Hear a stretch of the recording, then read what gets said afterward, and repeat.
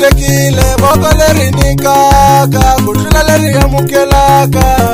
voko la mavahlonga ku katekile voko leri nikaka ku tlula leri amukelaka voko la mavahlonga ihluphekile tiko leri mama ishanisekile saviyela mama ihluphekile masitulele mama ayingativini leswaku ta pfuniwa hi mani na mintirho a yi kala la tikweni masitulele na mintirho a yi kala la tikweni masitulele xikwembu xo rhuma vana va xona xikwembu xo rhuma vana va xona xi ku fambani mi ya pfuna tiko fambani mi ya pfuna tiko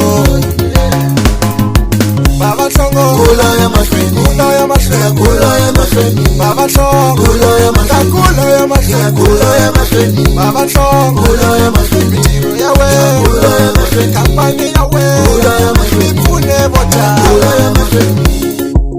ni khensa pastor Ndindiza etikweni ra ka Mahungu hi vuqambi bya yena a takata hi kulisa ni ku vava hi khensile hosi a yi ku katekisi u ya mahlweni vuqambi bya wena hi khomi kahle hina vana vona u yi dyondzisa hi vuqambi byi mahlweni etikweni ra ka Mahungu ni khensile ni khensa bava Rixete Mbambu ni khensa na Buti Mgwazeni mi tirha mavoko a ye mahlweni wayona a mintirho ya ku xonga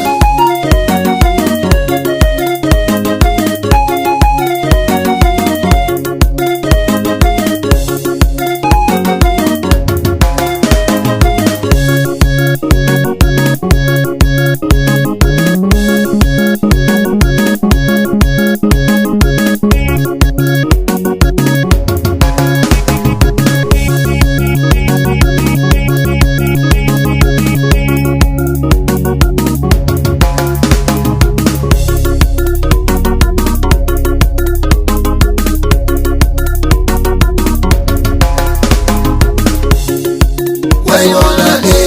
a mintirho ya ku xonga wayona a mintirho ya ku xonga ihluphekile tiko leri mama ishanisekile saviyela mama ihluphekile masitulele mama a yi nga tivini leswaku ta pfuniwa hi mani na mintirho a yi kala la tikweni masitulele na mintirho a yi kala la tikweni masitulele xikwembu xo rhuma vana va xona xikwembu xo rhuma vana va xona xi ku fambani mi ya pfuna tiko fambani mi ya pfuna tiko baba hlongo kula ya mahlweni kula ya mahlweni kula ya mahlweni baba hlongo kula ya mahlweni kula ya mahlweni kula ya mahlweni